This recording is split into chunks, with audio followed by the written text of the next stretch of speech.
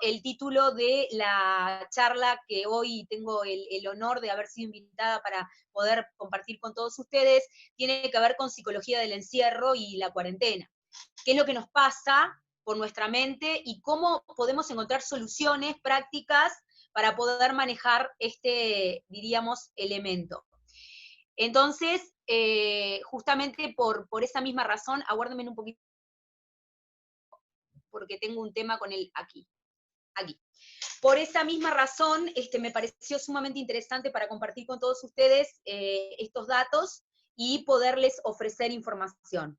Sé que la dinámica es una charla y que después ustedes hagan las preguntas pertinentes, no hay ningún problema. Igualmente yo soy muy interactiva con mis estudiantes y por lo general siempre me hacen preguntas mientras tanto. Podemos ver la opción, si tienen posibilidad, de poder enviar quizás por chat alguna consulta en el momento que vaya hablando, más o menos para plantearles cómo puede ser, diríamos, la dinámica del conversatorio de hoy. Bueno, voy a trabajar, les voy a más o menos manejar como una especie como de guía de lo que vamos a trabajar. Voy a trabajar ideas centrales que están relacionadas con, por ejemplo, cómo maneja el FBI, cuáles son las clases de claves que maneja el FBI para poder trabajar con circunstancias donde hay vivencias de encierro y vivencias de, diríamos, circunstancias de cuarentena y de confinamiento en espacio físico, ¿sí? Primero eso, que lo vamos a trabajar como introducción, y después vamos a trabajar distintos aspectos que tienen que ver con errores cognitivos, que en realidad es algo muy común que se da en la actualidad, que estamos viviendo, donde en nuestra situación de confinamiento empiezan a aparecer una cantidad de circunstancias que empezamos a ver de manera más directa sobre nosotros mismos. Esto de estar encerrados nos hace tomar contacto más con todo aquello que tenemos que modificar de nosotros mismos, eso por un lado. Vamos a trabajar el tema de la ansiedad y la angustia, o sea, cómo vivir estas circunstancias y dominar la ansiedad y la angustia y evitar poder pasar a una vivencia de depresión, ¿sí? Vamos a trabajar algunos aspectitos concretos, porque si no se va a hacer como muy largo, del tema del miedo a la muerte, el tema de intentos de autoeliminación, algo que tenga que ver con situaciones cuando la persona se siente mucho peor y pasa de una instancia depresiva a una instancia mucho más complicada con el tema de qué hago frente a esta situación, o sea, con el tema de las ideas, las ideaciones de muerte, ¿sí? Cómo trabajar con las circunstancias de violencia y de maltrato, cuando hay vivencias de violencia y de maltrato, o contacto con personas tóxicas dentro de la cuarentena, que también es todo un problema, ¿sí? Y el tema de los vínculos, o sea, qué sucede en los vínculos cuando estamos viviendo esta situación de confinamiento, cómo poder manejarlo. De qué forma y cuáles son las claves para anteponerse a la situación. Y acá me parece que es súper interesante, o sea, cómo podemos, diríamos, aplicar nuevas estrategias, ¿sí? Porque de eso se trata, de una psicología mucho más práctica, que nos dé una respuesta más, diríamos, interactiva, para ver a ver cómo nosotros podemos manejar, diríamos, estas vivencias, y que por supuesto que a todos nos choca la psicología del encierro, nos impacte de una manera menos negativa, o sea, no de una forma tan complicada, ni tan negativa, ni tan nociva, y que sea lo menos negativo posible para nuestras existencias. Y finalmente, les voy a dejar un ejercicito que se llama la ventana de Johari, que es un ejercicio práctico cognitivo, que es muy interesante, como para que lo puedan aplicar, para ver a ver cuánto se conocen ustedes mismos. Porque en realidad, con lo que nos estamos encontrando hoy por hoy en la psicología del encierro y la cuarentena, es que nos estamos viendo a nosotros mismos de una manera mucho más directa.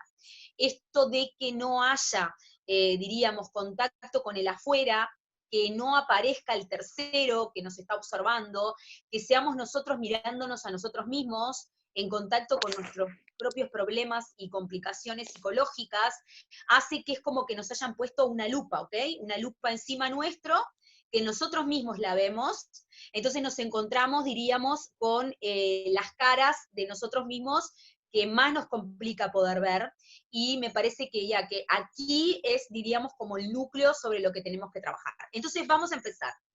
Quiero hacerlo lo más interactivo posible y lo más activo para que no se aburran y les sea súper llevadero, diríamos, el manejo. Espero que así sea y que les guste. Bien, a ver, las circunstancias de encierro, ¿sí? Psicológico, a nivel de lo que es la parte técnica especializada, cuando no son voluntarias y son planteadas desde un lugar involuntario, se llaman encierro por secuestro, ¿ok? En el ámbito especializado donde yo trabajo se llama secuestro extorsivo, en realidad ese es el nombre que se le da específico, y hay una vivencia que se trabaja dentro de lo que es la victimología forense, que es la subespecialidad que nosotros trabajamos para poder comprender la mente de la víctima, ¿sí? Que tiene que ver con la vivencia del síndrome de Estocolmo.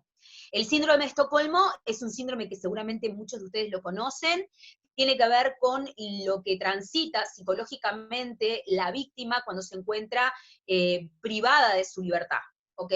Cuando se encuentra de alguna manera privada de su libertad involuntariamente, no por voluntad. ¿Bien? Entonces, son todas las alteraciones que va a generar este encierro involuntario, ¿sí? En la mente de la víctima y todo lo que va a vivenciar este sujeto a raíz de este encierro forzoso, de alguna manera. El encierro, ustedes saben, por eso me parece interesante poder partir de aquí la charla de hoy. El encierro, ustedes saben que es una vivencia antinatural para nosotros como seres humanos. Nosotros tenemos una parte reptiliana, una parte animal en nuestra psicología, en nuestra forma de funcionar psicológica y psiconeurológicamente, que hace a una respuesta más, diríamos, salvaje, ¿ok? Por consiguiente, el ser humano, en términos naturales, no está preparado para vivir en confinamiento ni en encierro. Nosotros necesitamos los espacios de apertura, los espacios de libertad, ¿sí? Para poder desplegarnos en nuestra totalidad y sentirnos bien. Cuando se nos quita la libertad, cuando se nos quita el libre albedrío, como diría Rousseau en una cantidad de sus planteamientos sobre el salvaje humano y demás, ahí empiezan los conflictos y los problemas. Pero voy un poco más con ustedes, más allá de esto, ¿ok? Y podemos sumarle qué sucede en la mente cuando esta vivencia de encierro, ¿sí? Que en este caso nuestro es voluntaria, se instala, o sea, cuáles son las alteraciones que empieza a generar a largo plazo. Porque no es lo mismo la cuarentena cuando inició a 10, 15 días, que ahora que, bueno, ya aquí en Uruguay hace más o menos unos 60 días que estamos, ¿ok? Ustedes creo que están un poquito más. No es lo mismo a 60, 90 días de pasaje de esa vivencia, porque ustedes saben que las vivencias psicológicas empiezan a tallar en nuestras mentes, tallan en nuestras mentes de una manera acumulativa, ¿ok? Entonces, podemos tomar el síndrome de Estocolmo como un parámetro para poder, diríamos, calibrar qué es lo que nos está pasando y qué es esperable que nuestra mente responda. Cuando digo que es esperable que nuestra mente responda, me centro principalmente en que a nosotros, básicamente, por voluntad o no, pero por deber, nos quitaron la libertad, ¿ok? O sea que el libre albedrío y la libertad de poder salir y hacer lo que a mí me parece, en el momento que yo quiero, a la hora que yo quiero, en el día que yo quiero, ha desaparecido.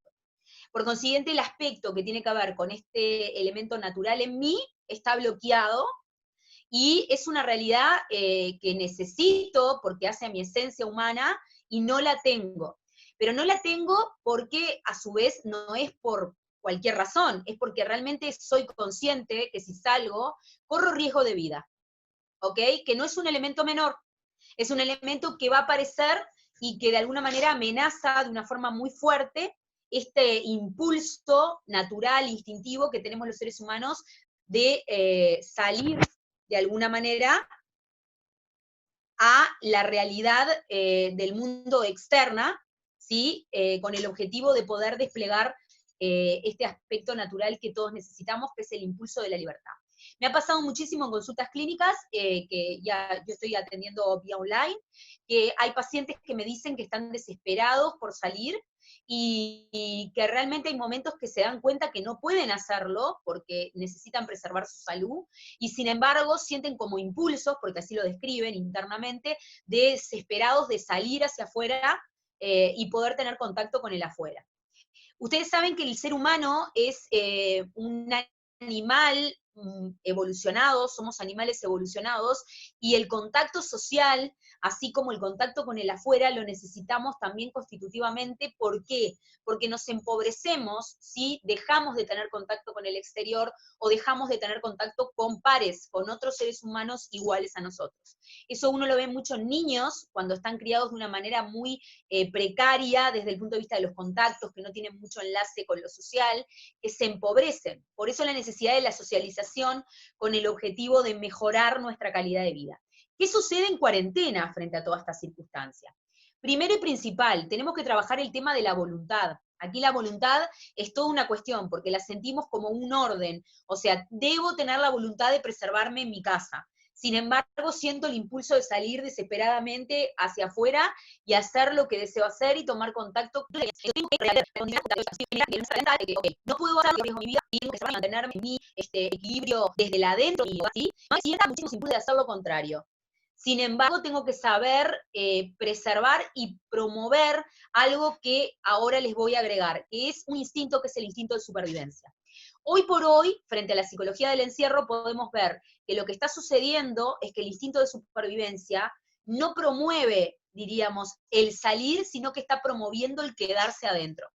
Si todos desarrollamos nuestro instinto de supervivencia al día de hoy, más conciencia de quedarnos adentro vamos a tener y más vamos a poder dominar este instinto de salir. Durante toda la historia de la humanidad, el instinto de supervivencia estaba relacionado al salir al afuera y al tomar contacto con el entorno, ¿de acuerdo? Pero hoy por hoy es inverso lo que la realidad está devolviendo. No quiere decir que psicológicamente lo acepte de una manera natural, porque en realidad la realidad lo que me está devolviendo es que tengo que modificar una conducta natural por una conducta antinatural, pero más precavida, que tenga que ver con esto de la conciencia, ¿sí? Para preservar mi salud y mi bienestar psicofísico y emocional, ¿ok? Entonces, ¿cuáles son todas las articulaciones que generan alteraciones en este sentido? O sea, internamente a nosotros nos adultera muchísimo porque es como que estamos haciendo algo antinaturaleza internamente, que sabemos racionalmente que es lo que nos preserva, pero al mismo tiempo, bueno, ¿cómo superar este trauma? Porque no deja de ser un trauma si nosotros empezamos a ser vistos como víctimas de esta situación. O sea, ¿cómo la víctima supera esta vivencia? ¿Sí? Entonces, por eso me pareció interesante tomar el modelo del síndrome de Estocolmo. A ver, ¿qué es lo que sucede? En el síndrome de Estocolmo real, así calificado por el DSM-5 y por una cantidad de manuales de la psiquiatría clínica, nos encontramos con la característica principal de que, vuelvo a repetir, el confinamiento no es voluntario, o sea, el secuestro es por supuesto involuntario, pero también, el individuo lucha naturalmente por esta libertad que desea, ¿sí?, contra sus secuestradores. En este caso, la lucha es inversa. Si nosotros tomamos el síndrome de Estocolmo como un programa, como un modelo para poder entender lo que nos está pasando, nosotros debemos luchar contra nuestro instinto de querer salir del confinamiento. Porque en realidad lo que va a buscarse es querer salir del confinamiento, cuando en realidad debemos luchar por querer permanecer en el confinamiento, que es lo que nos va a salvar y nos va a proteger preventivamente del contacto. ¿De acuerdo? Saben ustedes que, bueno, aquí yo tengo un pariente que es muy cercano, que es un tío abuelo, que es uno de los infectólogos número uno acá en mi país, en Uruguay, que trabaja con el virus directamente para tratar de investigar y analizar, y él sostiene, como todos los científicos que están evaluando esta situación, que la mejor manera de prevenir es el contacto cero con lo social y con el vínculo con otras personas. Es muy difícil, es un virus de altísima propagación, entonces el combate que se nos presenta hoy psicológicamente frente a este confinamiento, que tiene que ver con la psicología del encierro, es luchar contra nuestro instinto natural de querer escapar al confinamiento. El confinarnos es lo que nos va a proteger, el confinarnos es lo que nos va a poner en el eje de realmente estar en armonía y en conexión directa con nuestro instinto de supervivencia. Sobrevivir hoy es mantenerse dentro de nuestras casas. no en el afuera. Si tenemos que salir de maneras controladas, por supuesto, y la menor cantidad de veces posibles con el objetivo de poder preservarnos. Bien. Hoy sucede, y esto me parece interesante compartirlo con ustedes, porque me parece que es sumamente, diríamos, o sea, de manera y más estratégica, la violencia también tiene una explicación desde el punto de vista psicológico. En realidad, las víctimas son sobrevivientes, o sea, por general simplemente son de la circunstancia del encierro involuntario, de la circunstancia de la violencia psicológica, del psicológico, y más personas que se dejen muchísimo mejor y de manera más efectiva y operativa frente a la circunstancia y la vivencia de encierro voluntario que hoy tenemos que cumplir todos frente a la vida. En realidad, las víctimas, las pasadas víctimas que hoy son sobrevivientes, son justamente eso, son sobrevivientes de circunstancias tremendamente, diríamos, nocivas para ellas mismas, que han sabido llevar adelante con muchísima inteligencia y estrategia. Quizás personas que hayan vivido maltrato psicológico, maltrato físico, personas que hayan vivido circunstancias de encierro por despotismo o por maltrato psicológico de integrantes familiares, personas que hayan vivido inclusive un síndrome de Estocolmo porque hayan sido secuestradas, no importa qué tipo de secuestros ni cómo, tienen un manejo y, diríamos, hayan en su interior más elementos para poder hacer frente a esta circunstancia de confinamiento voluntario que estamos viviendo hoy. Y a mí me parece muy importante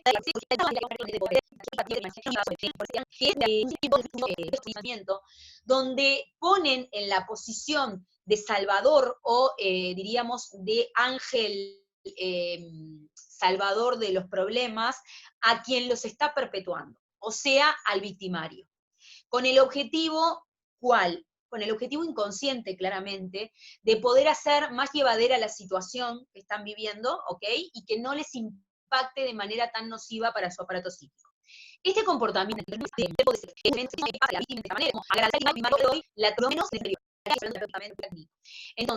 ¿por qué se llama el síndrome de Ángel? Muy simple, porque desde el punto de vista de todos estos elementos naturales que hablamos al principio de la supervivencia, el ser humano desarrolla estrategias inconscientes para poder manejar más fácilmente aquello que ve como un límite o como algo que es sinónimo de su muerte y sinónimo de su perecimiento, su finalización en la vida. Entonces la víctima encuentra como salida el poder vanagloriar o tratar de querer o intentar querer a su perpetuador o a su victimario con el objetivo de que bajen así los niveles de violencia que recibe de ese sujeto. ¿Ok? Entonces, este elemento es muy importante para poder analizarlo en la psicología del encierro de la cuarentena. ¿Por qué? Porque en realidad, hoy por hoy, a ver, podríamos decir, de alguna manera, ¿sí?, que el virus no es el secuestrador nuestro, hoy por hoy, para llamarlo de una forma representativa o metafórica. En realidad, hoy por hoy, nuestro gran secuestrador, nuestro gran victimario a nivel psicológico, si no aprendimos todavía a manejarlo, es el miedo. Hoy por hoy, el miedo como conducta, que de hecho es una conducta modificable como tal, desde el punto de vista conductual, es nuestro gran perpetuador, nuestro gran victimario. ¿Ok? Entonces, ¿cómo podemos aprender de este síndrome del ángel, ¿sí?, para poder dominar a este perpetuador y poder trabajar desde un lugar mucho más controlado que no nos afecte y que no nos dañe? Muy simple, tenemos que ir hacia el miedo. ¿Qué significa eso? Es como, por ejemplo, cuando yo tengo un paciente que tiene una fobia a entrar a los ascensores, ¿ok? Entrar a los elevadores, como dicen ustedes. Perdonen si hay palabras que no sé todavía adaptarme. Yo he tenido pacientes que tenían fobia a entrar a los elevadores, ¿ok? Entonces, el verdadero ejercicio con este tipo de sujetos, ¿cuál es? Anteponerse y que vaya al elevador, acompañarlo al elevador y enfrentarlo al miedo. ¿Cómo es enfrentarse al miedo? Por supuesto que en este caso no vamos a salir a la calle sin tapabocas para enfrentarnos al miedo. No. Lo que estoy señalando es, enfrentémonos al miedo desde el confinamiento, desde adentro, desde donde nos estamos guardando a nosotros mismos. Enfrentarse al miedo también es enfrentar aquellas cosas que empiezan a manifestarse en nosotros en estado de confinamiento que nos hacen sentir muy mal. Eso también es enfrentarse al miedo, porque en síntesis es ese miedo contra el que tenemos que combatir, porque es el que nos está perpetuando en la cuarentena. Es aquello que nos incomoda cuando estamos en circunstancia de encierro, ¿ok? Y que nos hace sentir que no podemos salir de esa circunstancia de encierro o que queremos salir desesperadamente cuando en realidad preservarnos es quedarnos adentro y es mantener la cuarentena y, diríamos, el confinamiento. Entonces, ¿cómo hago para ir contra ese miedo o ir hacia, mejor dicho, ese miedo y dominarlo? Conociéndome más a mí mismo. Es una manera de poder empezar a dominar el miedo que nos generan todas aquellas cosas que no tenemos elaboradas en nosotros, que ahora, en la circunstancia de cuarentena, empiezan, diríamos, como a activarse, o diríamos, hacerse, más visibles a nuestros propios ojos. Por ejemplo, me ha pasado muchísimo que me han dicho, porque yo antes de la cuarentena no tenía tiempo para ordenar mi casa, no tenía tiempo para organizarme, no tenía tiempo para hacer esto, no tenía tiempo, y ahora que tengo el tiempo, me busco la excusa para no hacerlo igualmente. Entonces, claramente, ahí lo que podemos identificar es que hay un elemento emocional que está asociado de manera directa a poder superar este temor, que tenemos a algo de nosotros mismos. ¿Qué es lo que está pasando en esta cuarentena? Que estamos tomando contacto directo con nosotros mismos. Ha desaparecido el mediador, desapareció el intermediario, desapareció el tercero. ¿Qué significa? Si bien puedo estar en cuarentena, adentro de mi casa con mis seres queridos, estoy siempre mirándome a mí mismo, porque no está el tercero, no está el de afuera que opina, no está el de afuera que mira, no está el de afuera que observa o que controla con su mirada. Estoy yo mirándome a mí misma, ¿ok? Entonces, tengo que luchar, o mejor dicho, amigarme con esos miedos que me generan mis propias cosas oscuras para poder sentirme mejor, en paz y en armonía y en un eje cuando me encuentro adentro en confinamiento. Recuerden que hoy por hoy el estar a salvo es el estar en cuarentena, el estar confinado. Recuerden que hoy el principio de supervivencia es concretamente buscar los métodos para poder sostener el confinamiento y el aislamiento, no desesperadamente salir huyendo hacia afuera, como naturalmente tenderíamos todos a hacerlo. Entonces, me parecen que estos elementos son muy importantes para poder empezar a tener en cuenta y desarrollar muchísimo una idea que tiene que ver con esto de no es resignación a lo que nos pasa, es resistencia. Si nosotros aprendemos a tomar la situación desde otro lugar, nos vamos a dar cuenta que si nos mantenemos confinados, no estamos resignándonos. Si nos mantenemos trabajando en nuestra casa, no estamos resignándonos. No estamos conformándonos. Estamos resistiendo a la situación sanamente, resistiendo desde el lugar que estamos sosteniendo lo que nos toca, y con lo que nos toca estamos haciendo lo que mejor podemos hacer para seguir viviendo, seguir adelante y seguir avanzando. ¿Por qué es sana la resistencia? Porque es todo lo contrario a echarme a perder, echarme a la muerte, soltar absolutamente todo y decir, me entrego. Cuando la víctima trata de ver los elementos positivos en su perpetuador y en su victimario, en realidad no es nada más y nada menos que una señal de su propia capacidad de resiliencia y de resistencia, porque lo que está buscando es algo en que apoyarse para poder salir de esa situación. Y está haciendo todo lo contrario a lo que sería entregarse. Entregarse sería aceptar que su victimario no va a parar hasta matarla, no va a parar hasta desaparecerla a un punto que la víctima no aparezca nunca más en la vida, ¿ok? Entonces, en esta circunstancia que estamos viviendo, entregarse sería decir, no trabajo más, no me comunico más con las personas a través de videoconferencia por más que sea a distancia, no hablo más con nadie, no tengo más vínculos emocionales con nadie, me entrego me entrego a morir, psicológicamente me entrego a morir. Y por eso me parecía importante y fundamental y clave poder compartir con todos ustedes en esta oportunidad, que por suerte y gracias a Dios están ahí del otro lado, los elementos que tienen que ver justamente con qué pasa con los momentos donde la persona ya se empieza a sentir así. Y empieza a tomar contacto con la muerte de alguna manera, porque la muerte psíquica es la primera muerte. El primer intentón o la primera intentona de suicidio es lo que la Organización Mundial de la Salud llama suicidio psicológico. Es cuando la persona ya empieza a entregarse y no le importa nada. Siente que no hay más nada para hacer, que no hay más nada para solucionar, que no puede con lo que está viviendo y se entrega a su victimario. En este caso es entregarse al miedo. Nuestro victimario en la circunstancia de confinamiento es el miedo a que pase lo peor. Si nos entregamos al miedo y no desarrollamos un síndrome del ángel, tratando de amigarnos con ese miedo para después poder subirnos a ese escalón y salir de la situación de pozo donde nos encontramos, no podemos salir adelante.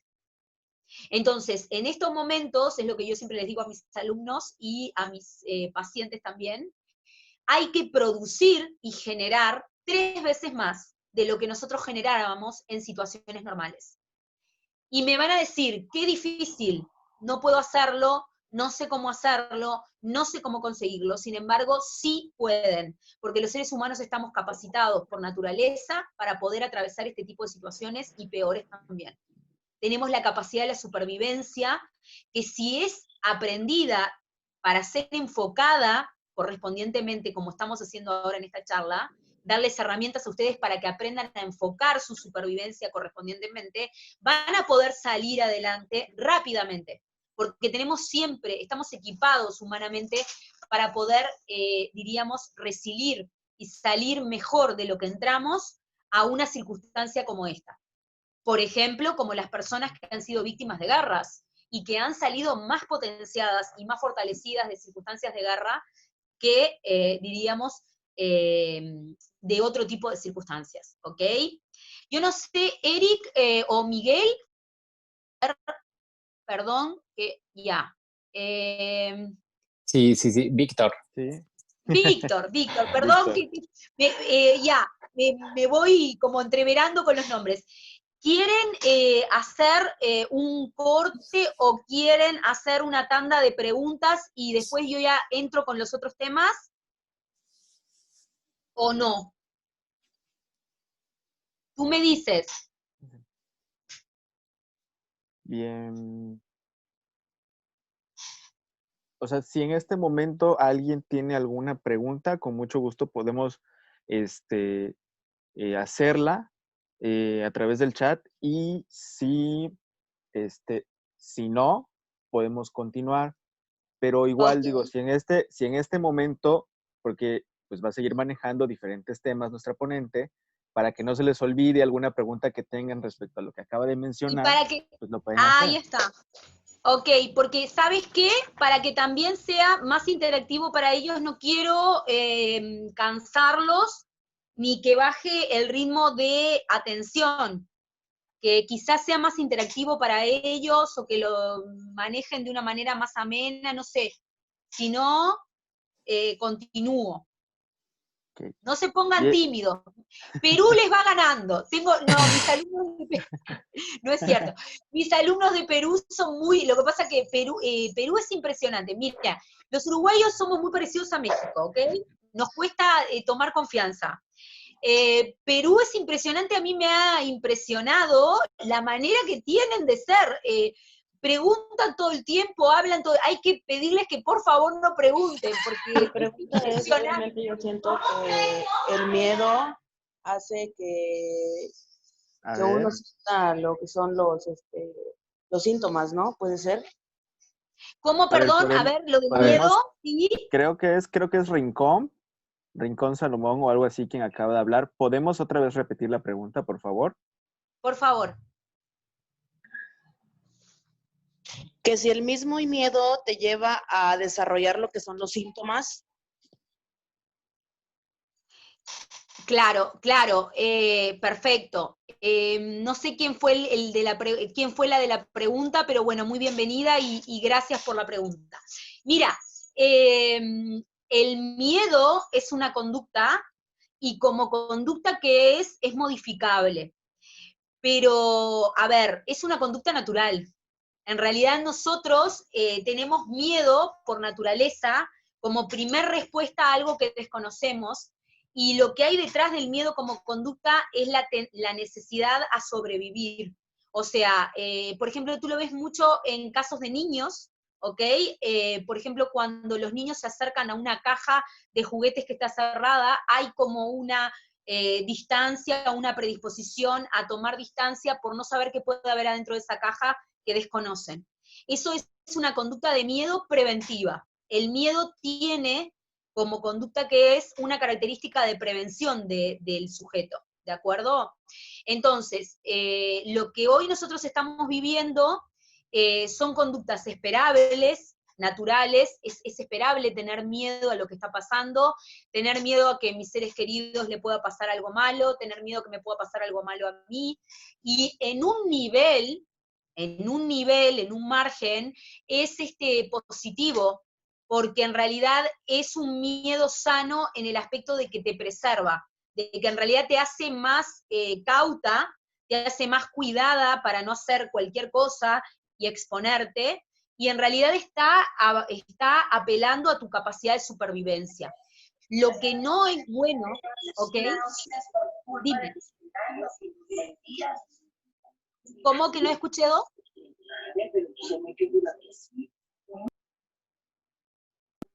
A ver, chicos, Hola. creo que alguien ¿crees Ana Karen Hernández? Sí, Ok, ¿es una Hola, Ana pregunta? es como que un punto de vista, Bien. Ok, ¿ok? Bueno, yo cuando esto inició, yo creo que la psicosis por no tener la información se empezó bueno, yo así lo veo, ¿no? Los medios de comunicación, los medios masivos, el internet, al no tener al 100% la información, a algunas personas tenían psicosis, salías a la calle y todo el mundo con pánico, ¿no? Pero ya después empezamos a acatar las reglas, quedarnos en casa, estar más informados. Y en ciertos días, pues yo sí me sentía así como que con un poco de miedo, ¿no? Con el temor. Y luego el encierro, soy una persona que no está acostumbrada a estar encerrada, yo creo que muchos. Pero también buscamos actividades, ¿no? Dentro de nuestra casa para sentirnos pues más Bien. vibrosos, llenos de energía, pero a veces no se puede. Aunque tú trates de poner el esfuerzo, hay días, yo he descargado, hago tutoriales de cocina, me pongo a hacer también labores de la casa, ¿no? Porque el quehacer en la casa nunca se termina, doblas ropa, limpias, buscas muchas cosas, ¿no? Pero hay días en los que exploto. Por muy pacífico y todo, hay días de encierro en el que estamos todos en casa y hay días en los que sí termino explotando y a veces trato de controlarme, pero pues no es fácil. Entonces ahí es como que otra duda la mía, cómo tratar de llevar un ambiente armónico, independientemente de cómo controlar tu mente, ¿no? Es muy bueno, muchas gracias por el plantearlo y el compartirlo. Mira, lo que yo te puedo decir es que lo que es sano es lo que tú hiciste, decirlo, identificarlo y poder aceptarlo. Eso es parte de poner el miedo de nuestro lado. Es normal que haya días en que tú explotes y que no sepas qué hacer con lo que sientes, que sientas mucha impotencia, mucha inseguridad. Ahora eso lo vamos a hablar, porque está relacionado con las emociones eso. La emoción es algo que viene, la palabra emoción viene del griego emotio y quiere decir movimiento. Nosotros hoy por hoy estamos viviendo emociones que están como potenciadas por el encierro. El encierro es una caja de resonancia. es como que tú adentro pones sonidos que se sienten multiplicados, ¿ok? Entonces tus emociones también están más multiplicadas por el encierro. Y lo que yo te puedo recomendar clínicamente es que es sano poder identificarlo, darte cuenta que esos días estás mal y habilitar el espacio para poder vivirlo y sentirlo. Porque si no lo haces y si lo tapas o si lo aprietas y lo prensas, eso cuando reviente va a ser muchísimo peor porque ahí aparecen justamente las vivencias complicadas con la violencia, o más allá de que tú no seas violenta, pero quiero decir, las vivencias que hacen que la persona se salga de sus cabales porque no soporta más. Lo que es bueno es poder aceptar esas partes en nosotros y saber que sí, va a haber días que vamos a tomar contacto con esa oscuridad y que es parte de nosotros, y que en un punto, no me quiero poner porque si no parece muy esotérico, pero en un punto psicológicamente, desde lo clínico hablando, es importante amigarse con esas partes nuestras. Mira, yo no sé si has visto una película, yo con mis pacientes soy muy de a veces mandarles películas para ver, porque son muy expositivas. Hay una película de un director que ha sido muy premiado, que es africano, que se llama George Pili, que se llama Nosotros. No sé si la han visto, se las recomiendo. Es una película muy especial, pero es una película que muestra la enemistad que a veces tenemos entre nosotros y nuestra sombra, ¿de acuerdo? Todos nosotros como seres humanos tenemos una sombra personal, algo que nos dificulta mucho dominar o controlar. Y la clave psicológica, y más en estos momentos de encierro, es amigarse con esas sombras, amigarse y acercarse de una manera más amistosa a ellas, ¿ok? Para poder integrarlas de una forma más saludable. ¿Esto qué significa? No significa que vayamos a transformarlas en todo precioso, en todo perfecto, en todo brillante.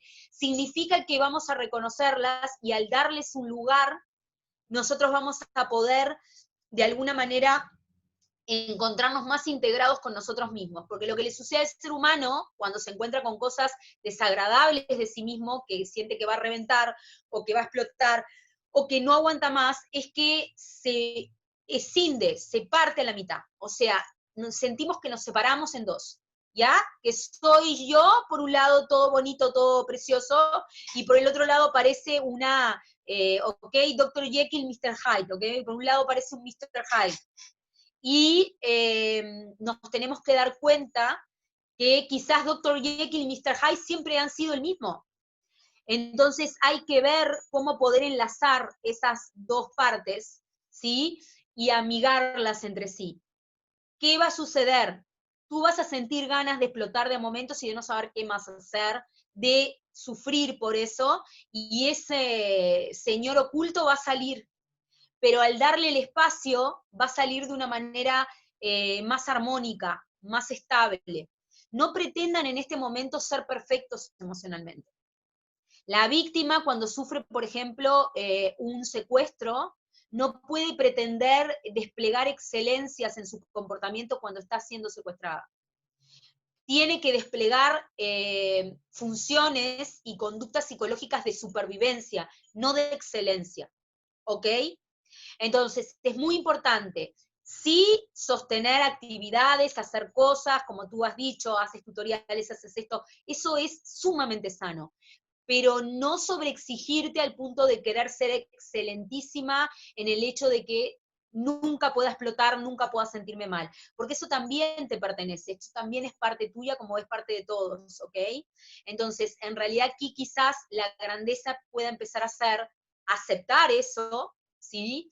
Y darle un lugar real con el objetivo de poder amigarse a la sombra, ¿ok? Porque ahí está la verdadera fortaleza. Ahí está esto de yo acepto esta parte y sé que la tengo, sé que es como un resorte que va a saltar, pero cuando me estoy acercando a ese momento, como que ya lo identifico y lo integro de una manera mucho más dinámica que no me deja a mí tan mal parado, que sé cómo recuperarme entonces rápidamente, que sé cómo anteponerme. ¿Ok? Mira, un paralelismo que te puedo dar de eso, por ejemplo, en circunstancias de víctimas de encierro, de encierro involuntario, ¿no? O no sé si de secuestro solamente, pero de encierro involuntario, que, diríamos, potencian capacidades que quizás en estado de libertad no tenían potenciadas. Por ejemplo, potencian la manera de vincularse o de comunicarse con otros. La necesidad nos hace hábiles, la necesidad nos hace astutos, y aprendemos a desarrollar canales que antes ni siquiera se nos había imaginado hacerlo, para poder sobrevivir. Y yo creo más que nunca, y estoy convencida, de que la sobrevivencia para la circunstancia de encierro, de cuarentena, hoy en día, se basa principalmente en amigarnos con esa conducta de miedo, y en integrarla nosotros y transformarla, en vez de una carga, en el motor que nos haga movernos más, pero positivamente. Y eso significa conocer también nuestras partes oscuras, ¿ok? Y darle un espacio para que eso reviente, para que eso emerja, para que eso aparezca. Porque es parte también del desafío que está, diríamos, presentándonos esta peste, esta pandemia, ¿ok? ¿Sí? Espero haber contestado. No sé si habrá alguna otra No, pregunta. mil gracias, aclaró Por todas favor, mis por favor, gracias. Bien, un placer. Me bien, chicos. encanta que pueda ser interactivo, así se llevan elementos, se van bien puchereados psicológicamente. Bien, chicos. Estoy viendo que hay algunas preguntas más en el chat. ¿Ok? Este, sigamos escribiendo las preguntas en el chat. No sé si igual para que pueda continuar nuestra ponente con los temas. Ya, y O si quiere, y quieres que retomo entonces el conversatorio y después vemos las escritas, ¿te parece, Miguel? sí, claro, claro, claro. Ok, Y aquí se van poniendo y de todos modos ya las voy pasando. ok, ok. Bien, hay algo que, bueno, Ana Karen me hizo recordar que es muy importante para retomar los temas que vamos a tratar ahora, que ya vamos a entrar más en un tema más específico, que tiene que ver con lo que vivimos en estas circunstancias de encierro, que está unido a lo que se llama el pensamiento mágico. El pensamiento mágico, a muchos le puede, sé que hay población que me está viendo de todas las actividades, hacen todo tipo de cosas, y me encanta porque eso nos enriquece muchísimo el encuentro. El pensamiento mágico es algo que quizás la gente que esté vinculada o que trabaje en ámbitos de psicología o de salud mental pueda conocerlo más directamente, pero para todo el mundo, para decírselo de manera abierta, tiene que ver con un pensamiento que nosotros traemos de la infancia, ¿ok? Que vendría a ser nuestra capacidad de idealizar. Creer que es todo bonito, que es todo precioso, que va a salir todo ok, todo bien, que los problemas van a tener soluciones mágicas, pero principalmente se basa en una conducta de no responsabilidad. ¿Por qué? Porque el niño no tiene responsabilidades. Entonces, el pensamiento propio de un niño es siempre el pensamiento mágico, porque para él, por ejemplo, la comida o las botanas, como dicen ustedes, aparecen mágicamente en la mesa, no es que mis papás trabajen para traérmela, ni trabajen ni ganen dinero para conseguirla, sino que es como que mágicamente las situaciones se solucionan, ¿ok? Entonces, el concepto de pensamiento mágico es un concepto que tenemos que trabajar y aprender a manejarlo mucho en esta cuarentena. ¿Por qué? Porque no se crean que porque somos adultos hoy, el pensamiento mágico lo hemos dejado de lado. El pensamiento mágico sigue existiendo en nuestras mentes y es un tipo de pensamiento muy común de ver en los seres humanos a pesar de ser adultos ya, ¿ok? Entonces, ¿cómo podemos aprender de este pensamiento? O sea, lo que no nos puede pasar es que nos paremos en este tipo de pensamiento y creamos que mágicamente se va a solucionar esto, mágicamente se va a solucionar mi vida en circunstancias de cuarentena, ya, todo me va a llover, ¿ok? Se me va a solucionar todo de manera automática y plum, como si fuera una varita mágica, me va a cambiar la vida, ¿ok? Creo que en esta circunstancia que vivimos, más que nunca, tenemos que saber que el pensamiento mágico no nos va a ayudar. Al contrario, nos va a tirar para atrás y va a ser el tipo de pensamiento que nos termine vinculando o que nos termine llevando de patas para adelante a deprimirnos y angustiarnos cuando veamos que nuestra situación financiera, nuestra situación vivencial no se soluciona mágicamente y a su vez las reglas del juego han cambiado por la cuarentena y por el encierro. Entonces, a ver, ¿qué es lo que pasa cuando tenemos que modificar estas estructuras? Porque, mira, yo lo que creo claramente, y quiero que quede bien como un mensaje central de esta charla que estoy teniendo muy feliz con todos ustedes, es que si hay algo para lo que apareció esta pandemia, es para hacernos tomar conciencia de una cantidad de cosas que tenemos que modificar a nivel emocional y a nivel psicológico en cada uno de nosotros. Los otros días estaba leyendo un testimonio y decía, esta pandemia nos obligó a valorar más lo que teníamos antes, a valorar más un abrazo, a valorar más una palabra, a valorarnos más como seres humanos. Nos sacó de un plumazo todo lo que tenía que ver con la cáscara, con lo externo, con lo trivial, con lo material, y quedó la esencia. Entonces, cuando nosotros nos descubrimos directamente y vemos que tenemos fugas en esa esencia, que faltan cosas, que faltan, diríamos, jugadores en el cuadro, para llamarlo de alguna manera, ¿ok? Tenemos que empezar a ver cómo restablecemos eso, porque hoy quizás tiene más valor una palabra amiga en el momento justo que recibir un poco más de dinero en el mes, porque quizás yo el dinero hoy por hoy lo estoy ahorrando mucho más porque estoy saliendo menos. Pero una palabra amiga en el momento justo a mí me puede salvar de un mal momento, de un muy mal momento, si me deprimo, estoy encerrada y no cuento con nadie al lado que me acompañe. Entonces, como que la lógica de valores en la vida se empezó a modificar de una manera exponencial, o sea, se transformaron, los polos se dieron vuelta, ¿ok? Lo que yo tenía antes arriba, ahora lo tengo abajo y viceversa, ¿sí? Y este cambio radical generó modificaciones emocionales muy fuertes. Entonces, vamos a los errores cognitivos. ¿Qué son? De alguna manera, nosotros, errores cognitivos o cognoscitivos, que así es el nombre que llevan técnicamente, ¿sí? Nosotros vivimos en la realidad en función de cómo la recortamos. ¿Qué quiere decir esto? Por supuesto que hay diferencias entre una buena realidad y una mala realidad, que son iguales para todos. Sin embargo, mira, a mí me ha pasado de recibir comentarios de muchísimos pacientes que me dicen, ¿sabes qué? En este momento de cuarentena y de crisis, yo estoy viviendo mucho mejor emocionalmente y me siento más útil que en los momentos en que no estábamos en cuarentena. Y esto tiene que ver con cómo elegimos, y eso sí es voluntario en nosotros, ¿ok?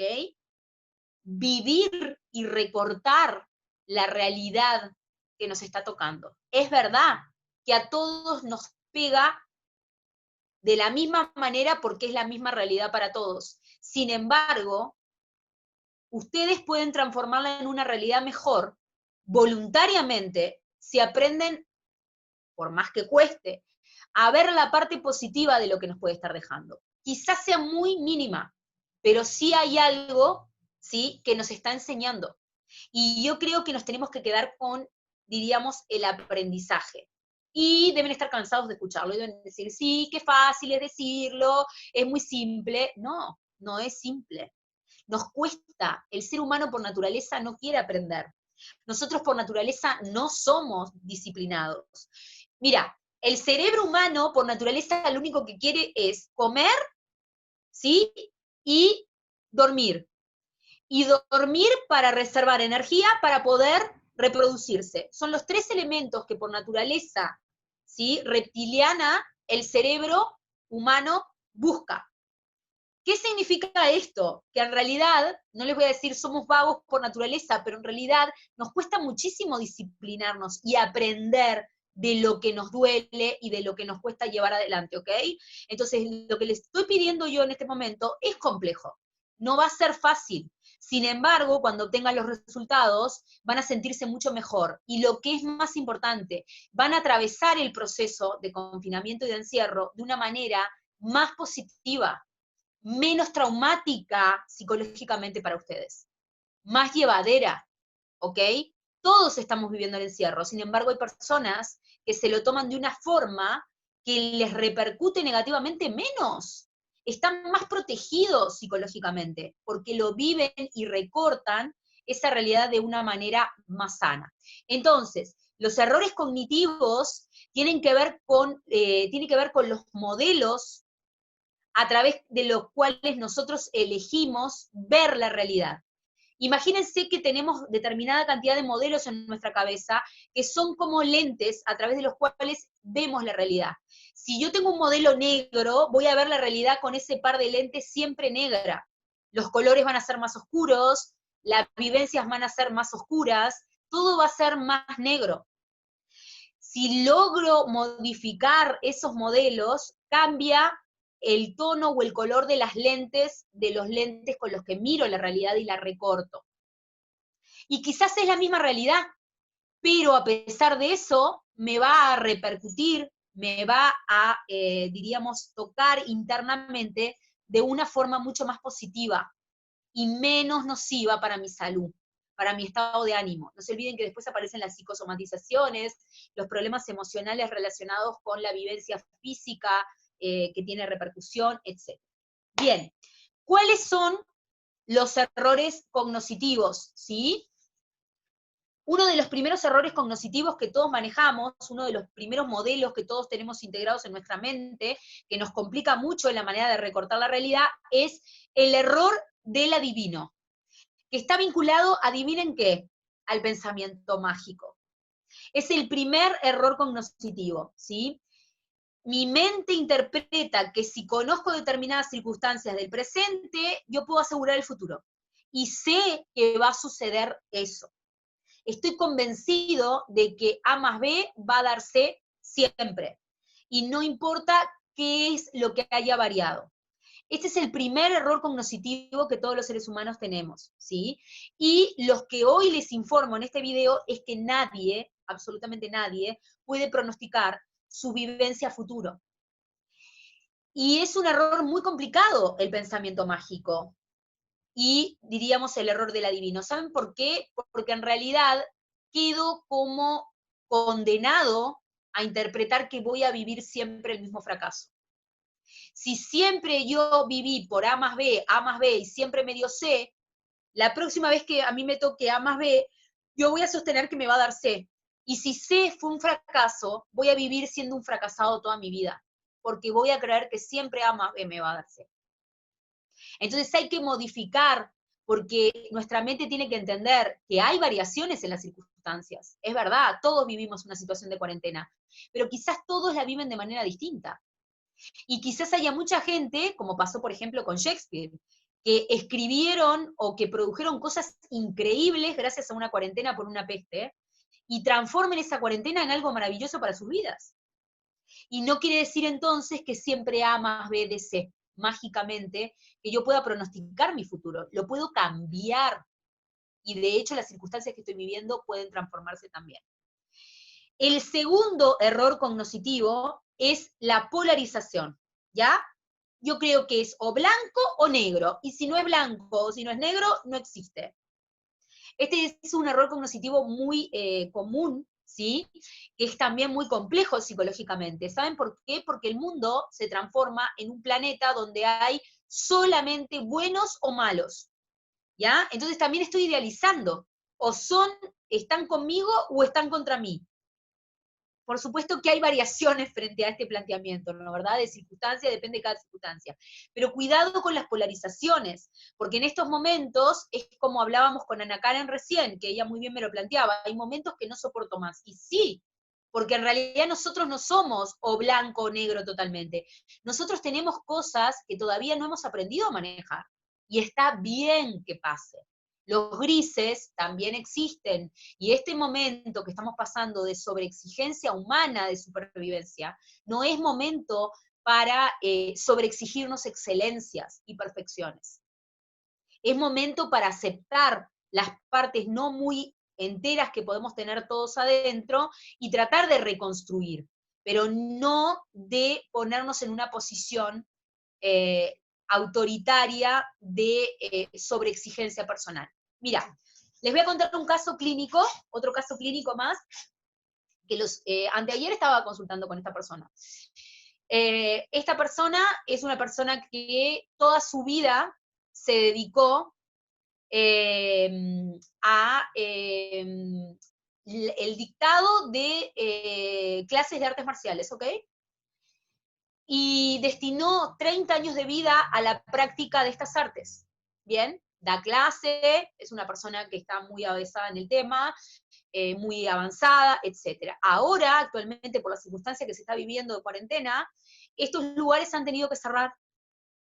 Entonces, anteayer me decía, mira, yo me siento como que toda mi vida invertí en una máquina de nieve y de un día para el otro a mí me pasaron del polo al desierto de Mojave. Y yo tenía solamente una máquina de nieve,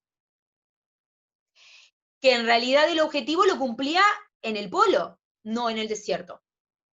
Entonces, ¿qué sucede cuando este tipo de circunstancias se instalan? ¿Ok? Que son muy complejas. Entonces, lo que estábamos trabajando con esta persona es cómo buscar alternativas para que esa máquina de nieve se transforme y se recicle en algo que hoy sirva para el desierto también. ¿Ok? Pero ¿cómo se hace? Punto número uno y principal, haciendo una modificación del error cognoscitivo de creer que toda mi vida me iba a dedicar a la máquina de nieve y que la circunstancia no iba a cambiar. Entonces, en este momento no es momento para que él cuestione, ¿por qué dediqué mi vida entera a esto y no hice otra cosa? No, este momento es para decir, me debo parar en los grises, debo empezar a integrar nuevas actividades a mi vida, debo tratar de ver cómo me paro nuevamente, no me tengo que parar a rezongarme a mí mismo, porque tenía una máquina de nieve. Tengo que pensar y usar mi energía psíquica para transformar esa máquina de nieve en algo que sirva también para el desierto. Y el día de mañana, si vuelve el polo, buenísimo, va para atrás y vuelve la máquina de nieve. Pero hoy necesito algo que se transforme, que se recicle, que se adapte. No puedo necesitar, diríamos, reciclar algo y estar usando la energía que necesito usar para poder reciclar mi realidad actual, ¿sí? Para poder sobrevivir, estar desperdiciándola en pensar, en golpearme a mí mismo, en cuestionarme, en rezongarme, en ir y promocionar todo hacia atrás conmigo mismo. No es el momento de que nos rezonguemos, es el momento en que nos aceptemos. Solamente podemos poner el miedo a nuestro favor si nos empezamos a aceptar. Si no nos aceptamos y no modificamos este error cognoscitivo de polarizar, entonces se nos va a complicar mucho este proceso de supervivencia en circunstancia, diríamos, de cuarentena. Por otra parte, tercer error cognoscitivo, ¿ok? Tercer error cognoscitivo, el tercero. Personalización. ¿Sí? O lo que nosotros llamamos en ámbito clínico alorreferencia. Pensar de alguna manera, ¿tá? Que todo es ego sintónico. Todo tiene que ver conmigo, todo me golpea peor a mí, todo me va mal, todo es peor para mí, todo cae peor sobre mí. Eso es lo peor que pueden hacer, porque lo que están haciendo es, le están dando un nombre a los problemas, y el nombre que le dan a los problemas es el nombre de ustedes mismos. Se están autoculpando a través de los problemas que les toca atravesar. No hagan eso, no es bueno. no es positivo, ¿sí? Porque eso va a generar culpa, va a generar ansiedad y va a generar muchísimo sentimiento de autoempobrecimiento. Ustedes pueden. Lo que está sucediendo nos está sucediendo a todos. Si quieren saber cómo solucionar lo que les está pasando, contáctense, como por estos medios maravillosos que son los conversatorios, con personas que les den ideas para poder superarlo, con personas que hayamos vivido situaciones parecidas o peores y que podamos darles herramientas. Vincúlense porque no les pasa solamente a ustedes mismos, nos pasa a todos nos está llegando este mal momento. Y entre todos nos ayudamos, ¿ok? Porque de esa manera se sale, no pensando que solamente me toca a mí porque me han castigado, porque tengo la culpa. Y aquí viene un tema. En las personalizaciones, o en lo que vendría a ser el error cognoscitivo de, diríamos, la alorreferencia, cuando siento que todo es por mi culpa, ¿sí? Justamente lo que instalo es la culpa en mi vida. La culpa es algo que yo trabajo muchísimo con las víctimas, porque no deja de ser una conducta que busca todo el tiempo autojustificar mi no acción. O sea, como consecuencia de la culpa, yo no actúo. No hago lo que debo hacer, no me enfrento a lo que me tengo que enfrentar, no supero lo que debo superar, porque me siento culpable. ¿De acuerdo? Entonces, cuando yo me siento culpable, aparece esto de, ay, porque es mi culpa, y ahí ya mi energía psíquica, mi predisposición ya baja. Y cuando baja, ya no quiero hacer más nada. No quiero actuar, no quiero avanzar, me deprimo, me angustio, ahí inician las depresiones, inician las cosas desagradables con el estado de ánimo bajo, la ataxia, la bulia, no querer moverme, acostarme en la cama y no salir, tener miedo a enfrentar el mundo.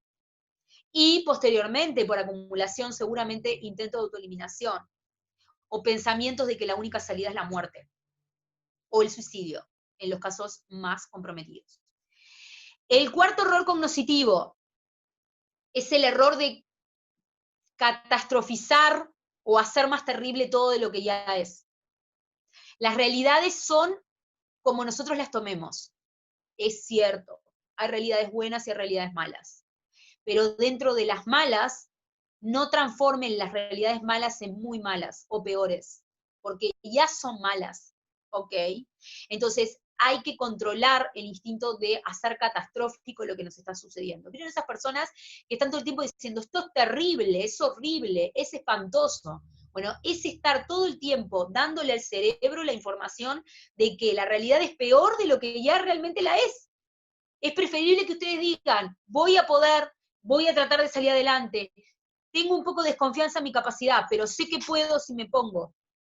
Es preferible que lo piensen así y que le den ese insumo al cerebro, porque su cerebro está escuchando de manera automática todo lo que están repitiendo mentalmente. Y también está decodificando esa información y está mandando advertencias y alarmas a su organismo. Y ahí después empiezan las enfermedades también, empiezan los problemas físicos, que tienen un origen totalmente espiritual, totalmente, mejor dicho, espiritual mental, ¿sí? Y emocional, psicoemocional, ¿ok? Primero son psicoemocionales, después se transforman en problemas del cuerpo. Piensen si no en las fibromialgias, piensen en las reacciones alérgicas, piensen en la baja de sistema inmunológico. ¿Qué le pasa a las personas que están pensando negativamente todo el tiempo? Su sistema de inmunidad y de defensa baja. Estoy más propenso a contagiarme cualquier cosa, inclusive el COVID, inclusive el corona. ¿Ok? Porque tiene que ver con eso también, tiene que ver con cómo yo me planto frente a la realidad. El que me contamine más fácilmente o no, está relacionado también a mi estado psíquico. Una persona debilitada emocionalmente es una persona más fácilmente de contraer virus y de contraer enfermedades que una persona que emocionalmente está bien. Porque si estamos bien emocionalmente y nos sentimos en actividad y en equilibrio, podemos dominarlo. Lo demás es todo producto de que estemos bien emocionalmente. Primero nosotros, lo demás bien asociado. Cuando yo estoy bien, la gente quiere estar conmigo. Cuando yo estoy bien, la gente quiere escucharme. Cuando yo estoy bien, la gente quiere verme. Cuando yo estoy bien, tengo trabajo. Porque cuando yo estoy bien, la gente se acerca. Cuando yo estoy bien, la gente quiere estar en mi entorno porque recibe esa energía, no otra. Está todo asociado a mi bienestar primero. Primero mi bienestar. Primero y principal. ¿Ok? Bien. ¿Cómo controlamos esta tendencia a ser más dramático o a ser más terrible, diríamos, lo que nos pasa? Siendo más objetivos, tratando de ver más por el lado de lo que tenemos y no de lo que no tenemos o nos falta. Los otros días estaba leyendo un afichecito de esos que salen en las redes sociales que me pareció maravilloso, que decía, el optimista es el que ve, el pesimista me traicionó el inconsciente positivamente. El pesimista es el que ve lo que le falta de agua al vaso. El optimista es el que ve el agua que el vaso tiene. El emprendedor es el que sale a buscar más agua. Traten de transformarse en emprendedores. El emprendedor es alguien sumamente objetivo, es alguien que aprendió psicológicamente a ver objetivamente la realidad y decir, ok, me falta esto, me falta esto, me falta esto, cuento con esto y con esto, ok, con esto y con esto voy a hacer algo que se multiplique y sea más grande que todo junto. Salgo a buscar más agua. Ese es el emprendedor. El emprendedor es alguien objetivo que trata de utilizar la realidad que le toca con el objetivo de poder justamente salir adelante sin casarse con la negatividad y sin casarse con el ultra optimismo de decir, está todo lindo, está todo precioso, cuando en realidad se me está cayendo todo encima, ¿ok? No es eso. Es ser consciente de lo que nos pasa y emprender algo nuevo para mejorar nuestra realidad. Transfórmense en emprendedores seriales, así le digo yo, que tiene que ver con emprender y emprender todo el tiempo. ¿Cuál es la clave para dejar de lado este ánimo de ver todo oscuro, ver todo negativo, hacer todo terrible? Hagan, hagan, hagan, hagan, hagan. Sigan haciendo, hagan, produzcan. Como decía Ana Karen, yo hago tutoriales, hago videos, muestro determinadas cosas. Esa es la clave es haciendo. Se camina caminando, haciendo se sale. Tienen que producir cosas, ¿ok? Tampoco transformemos la cuarentena en un concurso de habilidades, porque tampoco es el objetivo. Sin embargo, el poder hacer y producir a nosotros ya nos está curando. Ustedes saben que yo trabajo mucho con pacientes postraumatizados por situaciones muy terribles. Ya he tenido pacientitos hasta de 2, 3 años con situaciones de abuso sexual infantil, maltrato, violencia. Y son grandes artistas. ¿Por qué? Porque la conclusión a la que yo he llegado es que el ser humano produce lo que puede directamente proporcional al trauma que tiene que evolucionar. Cuanto más vivencia traumática yo he atravesado, más productivo necesito ser. Más producción tengo que generar. Vieron que hay personas que, por ejemplo, hacen esto, hacen lo otro, se forman acá, hacen un curso, pintan, dibujan, hacen... Bueno, tiene que ver con la historia traumática que nos tocó. Cuanto más traumas hemos vivido, cuanto más maltratados hemos sido, más productivos somos, porque producir y hacer nos cura. Es lo que nos sana internamente. Y nos hace importantes en un punto, en el buen sentido de la palabra, para otras personas, nos hace útiles. Nos necesitan por lo que ofrecemos. Y ahí entramos en la lógica de la vida sana. ¿Ok? O sea, que hagan. ¿Cuál es la salida? Hacer. Hacer, no importa. Todos tenemos algo para ofrecer. Todos podemos dar de lo que tenemos y de lo que somos. ¿Sí? Bien. ¿Cómo evitamos las distorsiones cognitivas? ¿Sí? De alguna manera, tenemos que evitar lo que se llama el razonamiento emocional. ¿Sí? El razonamiento emocional tiene que ver con, como yo lo siento así, es así. No, no necesariamente. Hoy por hoy, el razonamiento emocional es una trampa para vivir la cuarentena, que tenemos que tener muy en cuenta, porque no podemos razonar en función de únicamente emociones, porque hoy por hoy estamos en una situación complicada, y si yo razono en base a emociones solamente, hay una cantidad de variaciones de la realidad que me toca vivir que no las voy a contemplar. no voy a ser objetivo, y al no ser objetivo voy a estar en riesgo de recibir y percibir de manera impactante más negativa las cosas negativas, ¿ok? Entonces, cuidado con esto de, como yo lo siento así, es así. No necesariamente. Traten de ser objetivos. Traten de escuchar más de lo que se preparan para contestar. Traten de abrirse y de oírse. Y, en síntesis, de a través de lo que hacen, ¿sí? Escucharse y aceptarse. Porque ese es como el canal para ir buscando lo más sano, ¿sí? Empezar a cambiar el tengo y debo por el quiero y puedo. Quiero y puedo hacer tal cosa. No es tengo que hacerlo, debo hacerlo, sí, es verdad, tenemos deberes, ¿sí? Pero hoy tenemos que promover mucho lo que queremos y deseamos hacer. Promuevan hoy más que nunca el deseo, lo que buscan, lo que quieren conseguir, lo que quieren hacer, la huella que quieren dejar, ¿ok? La huella que quieren dejar, la marca que quieren dejar, el legado que quieren dejar, ¿sí? Búsquenlo porque es el momento ahora, porque esta cuarentena nos está enfrentando a esa circunstancia, ¿ok? Bien, Onésimo, hola, hola a todos. Hay manitos que están levantando, mira, yo les cuento. Yo estoy haciendo esto por mi móvil, ¿ok? Entonces veo poco y no veo mucho los comentarios que están haciendo y demás. Quizás, a ver, Miguel, si te parece correcto, porque ya estamos de continuado mucho, podemos ir consultando las preguntas escritas que me han hecho los Sí, claro, participantes. claro. ¿Te parece Claro, bien? claro, adelante. De hecho, hay muchas preguntas que están Por eso. relacionadas con cosas muy importantes que acabas de mencionar. Voy a empezar con la primera. Ok, Este, la primera pregunta es de Lucía.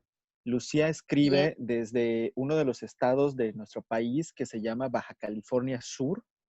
Está al Sí, norte, Baja California. Sí, sí, está al norte de qué nuestro bueno. país y ella nos pregunta lo siguiente, nos dice, ¿qué recomendaciones le daría a las personas que son víctimas de violencia doméstica y se encuentran en Ya. confinamiento con sus agresores? Y déjame agregarte un poquito más, Adriana. Sí, dime. En estas últimas semanas, en nuestro país, diferentes colectivos, agrupaciones, asociaciones civiles, inclusive datos del gobierno de México, han mostrado que la violencia hacia la mujer o la violencia doméstica ha aumentado significativamente durante este tiempo de confinamiento. Entonces, de ahí creo que Sí, también deriva esta pregunta.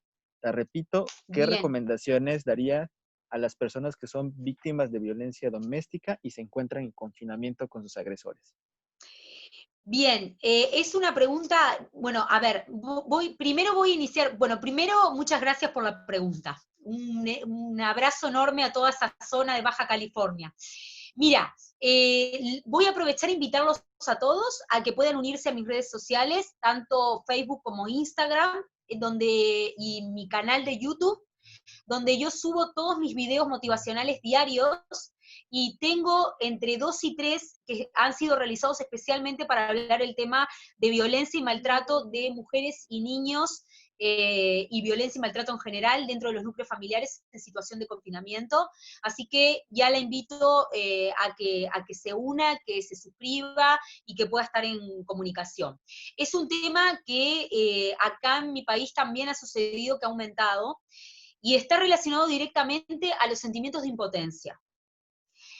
Desde el punto de vista victimológico, el gran problema que surge en la situación de confinamiento, ¿ok? Y esto es para Lucía directamente, a ver si puedo aclararle la duda, es que en realidad nuestros niveles de impotencia o sentimiento de impotencia, tanto por no poder salir, por no sentirnos realizados, por no desplegarnos, por ejemplo, laboralmente, o sentir que no podemos hacerlo como nos gustaría, aumenta, ¿ok? Pero sucede algo, fíjense qué interesante y qué importante que es conocerlo para que se puedan defender de otra manera, que tiene que ver con que la mentalidad masculina y femenina es completamente distinta en ese punto. ¿Qué quiero decir con esto? Los varones aumentan su autoestima, iba a decir se narcisizan, o sea, aumentan su autoestima y su narcisismo sano, vinculándose con actividades en el exterior de la casa, extramuros. Y esto no es un elemento menor, ¿ok? Si bien la violencia doméstica aparece también de mujeres hacia varones, pero en menos proporción, la mayor proporción que nos encontramos es de varones hacia mujeres y niños, ¿sí?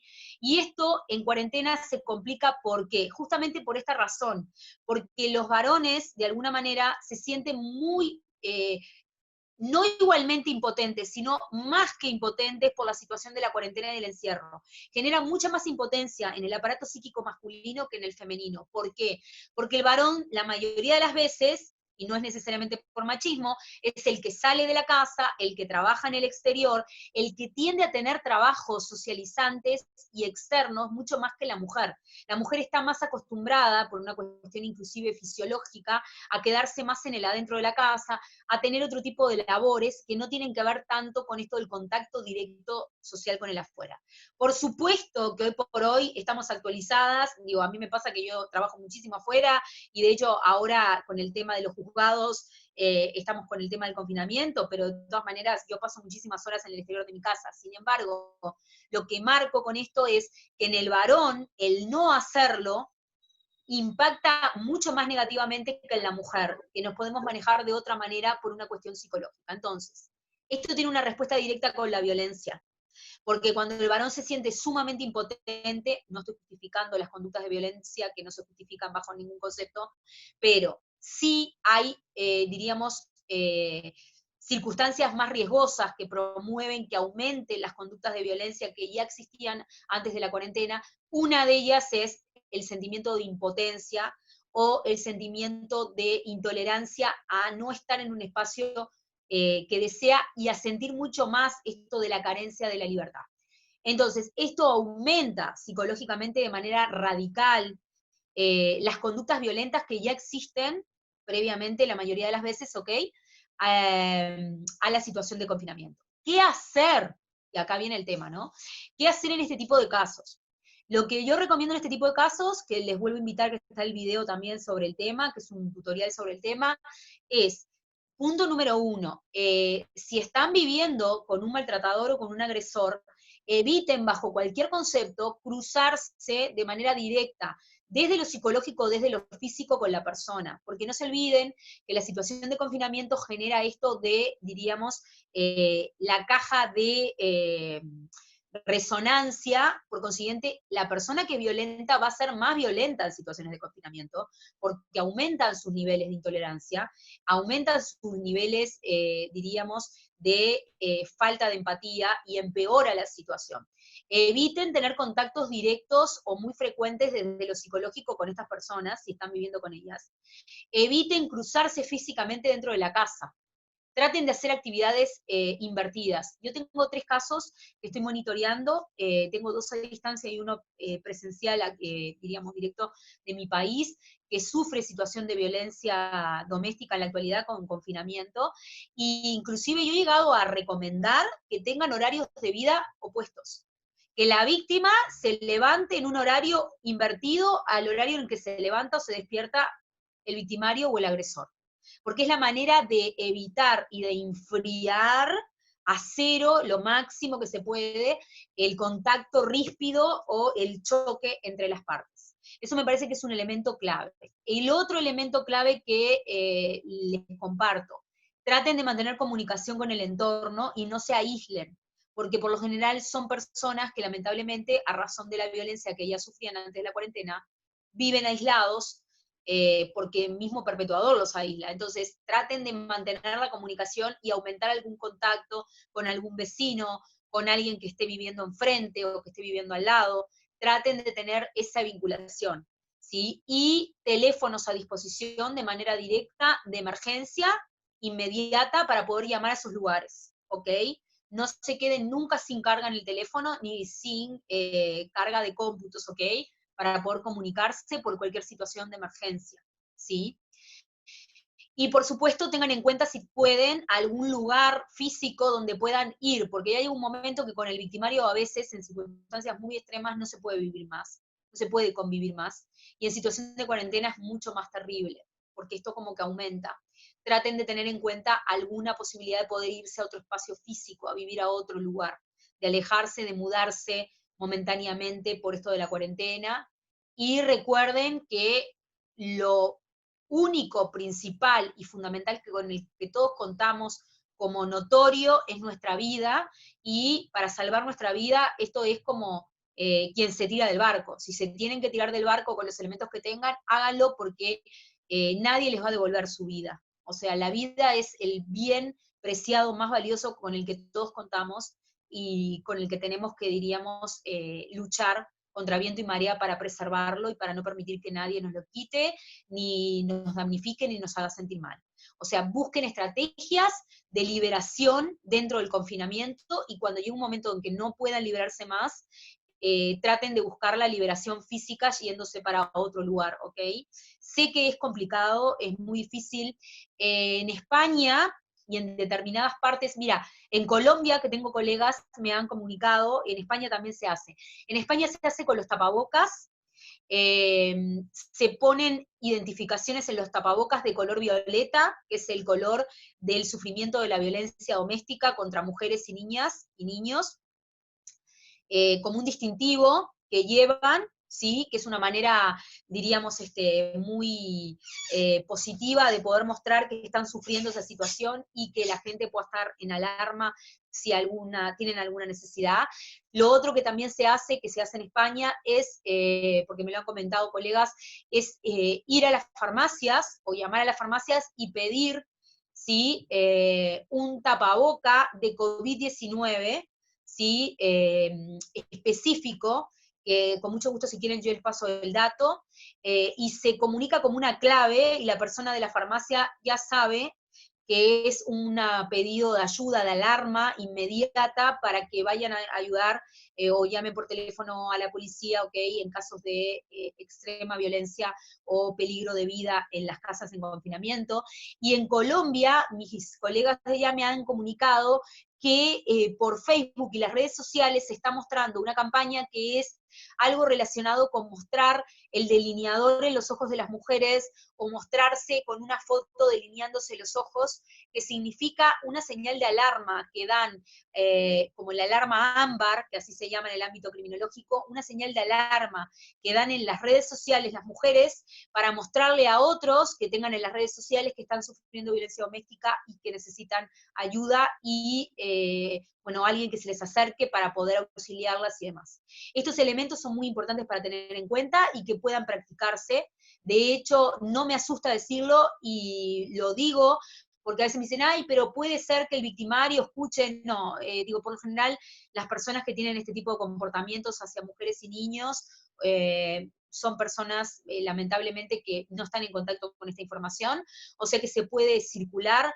Comuníquenselo a personas que puedan estar sufriendo violencia doméstica, porque son maneras de poder pedir ayuda en situaciones de cuarentena y confinamiento. Así que, Lucía, espero haberte, diríamos, aportado algo bueno para lo que me estabas consultando, y pueden suscribirse a mi canal y ver videos que están relacionados directamente, hablamos solamente sobre esto, así como también, bueno, cuando hay vivencias de situaciones de maltrato infantil, etcétera, es muy importante, y también mantener esto de parte nuestra, de poder preguntarle a las personas, ¿cómo estás? ¿Cómo estás viviendo? ¿Cómo te sientes? ¿Ok? Tratar de tener empatía más directa. En estos momentos de cuarentena y aislamiento tenemos que ser exageradamente empáticos. ¿Qué significa esto? No es que seamos así porque no lo sintamos, tenemos que emocionalmente ser mucho más emocionales, porque tenemos la distancia de por medio. Entonces, para llegar a las demás, tenemos que ser más emocionales y desarrollar más nuestra empatía y nuestra forma de ser humana, porque justamente es lo que nos va a hacer tener más contacto con el afuera, ayudar más gente, ¿sí? Y poder sobrevivir juntos mucho mejor, ¿ok? Miguel, no sé si hay alguna pregunta, deben haber muchas más, ya estuve Sí, bien. sí, claro. Bueno, aquí nos contesta Me A contesta Lucía, ok, Lucía y ahí quiere me contestó agradecerte Lucía. que la pregunta la hace derivado del incremento de índices de violencia doméstica y pues a ella le encantaría replicar todas las recomendaciones que acabas de dar. Ahora, por cuestiones de tiempo voy a ir acortando las preguntas. Me voy a ir al otro extremo del país. Me voy al estado de Tabasco. ¿Ok? Es que Me es un parece país muy gigante el de ustedes, es una maravilla, es enorme. Cuando fui no me dio para enorme. conocer, ahora Dios mediante, después de la cuarentena, voy a volver, les prometo, y voy a conocer más. Pues ahora, Tabasco. te repito, desde Baja California Sur nos vamos hasta Tabasco, hasta el Ok, sureste del país. Y es una pregunta, me parece muy válida porque casi se ha comentado muy poco. Y nos pregunta, es Samuel. Dice, ¿cómo elaborar el duelo o procesar el duelo si fallece un familiar de COVID, ya que uno no se puede despedir como se acostumbra? ¿Sí? Yo creo que sí es muy importante, ¿no? No es, supongo que por la parte de que normalmente estamos acostumbrados, sobre todo nuestra cultura mexicana, que estamos más acostumbrados hacia la muerte, sí. este, de poder velar o estar acompañando el cuerpo de algún familiar que ha fallecido, pero en este caso ya no. Entonces, ¿cómo sobrellevar ese duelo? Sí, bueno, a ver, Samuel de Tabasco, bienvenido, gracias por la pregunta y un saludo para todo Tabasco.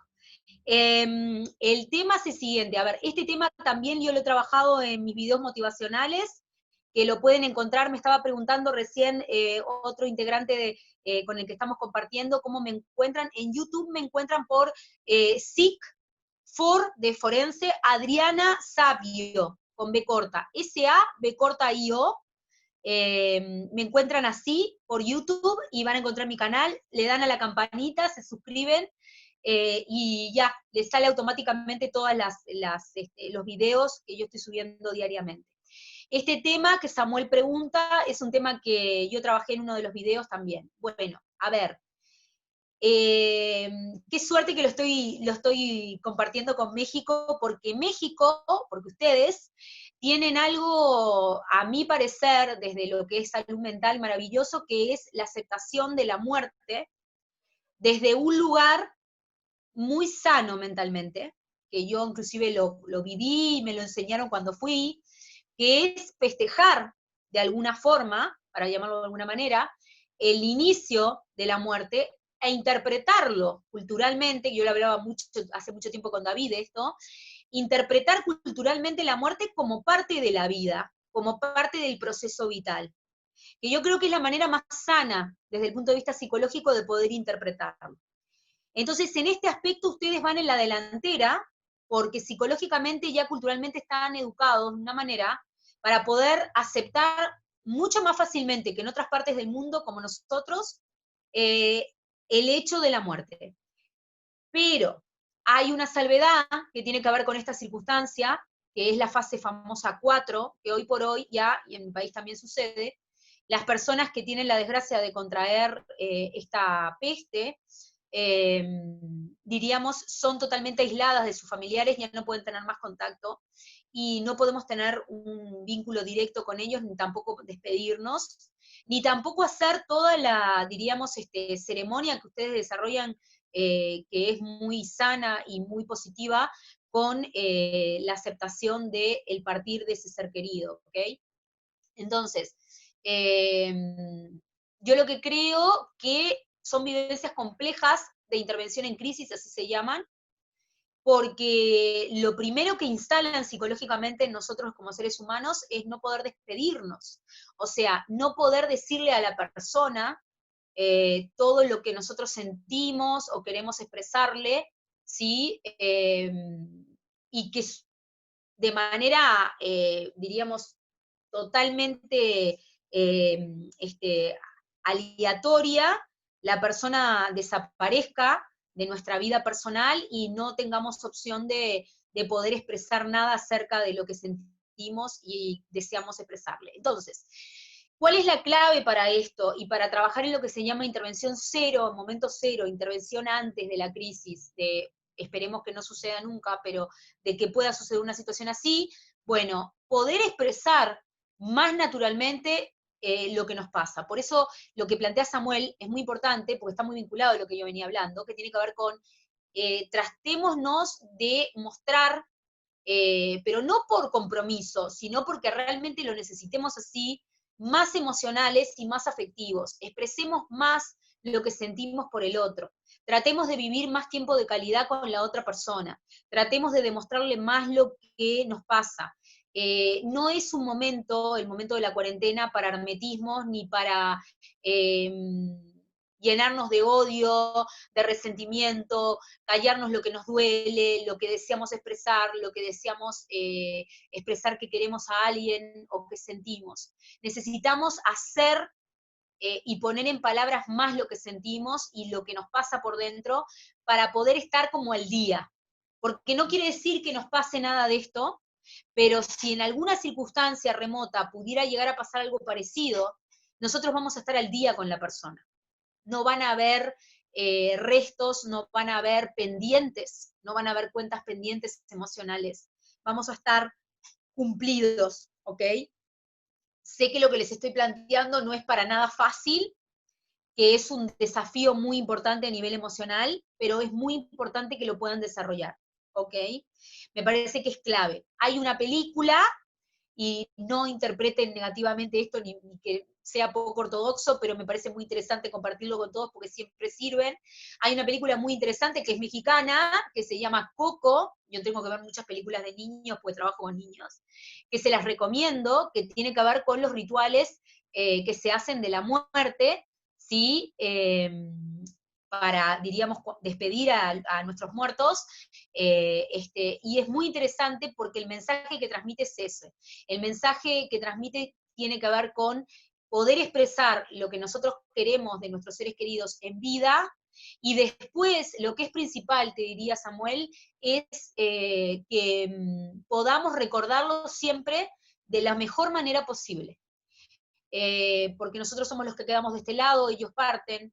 Es verdad que quizás ahora con esto de los nuevos protocolos de sanidad no se puedan despedir físicamente, pero sí es muy importante la despedida espiritual de nosotros como seres humanos, el sentirnos que quedamos al día con esa persona, y si no fue posible decirles en vida todo lo que sentíamos y lo que nos hacían vivir, bueno, y queríamos compartir con ellos, quizás poder escribir algo, escribirles una carta después que partan, para despedirnos en esa carta, para que nuestro inconsciente, nuestro aparato psíquico interprete que hay un despedir, diríamos, con mucho respeto, con mucho afecto, como ustedes siempre lo hacen en su fiesta de los muertos difuntos, a este ser querido, ¿ok? Porque lo que es importante es eso.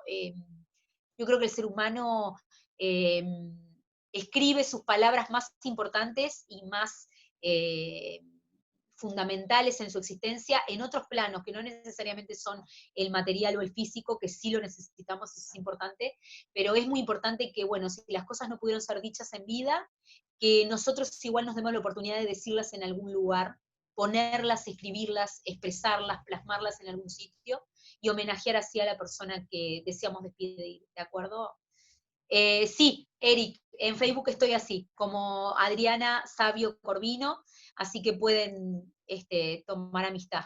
No, por favor, gracias a ustedes, Carolina. Bien. Eh, Bien, hay, escucho Miguel. yo diría, Adriana, hay aproximadamente entre unas 10 y 15 preguntas. Sí, Este, son demasiadas.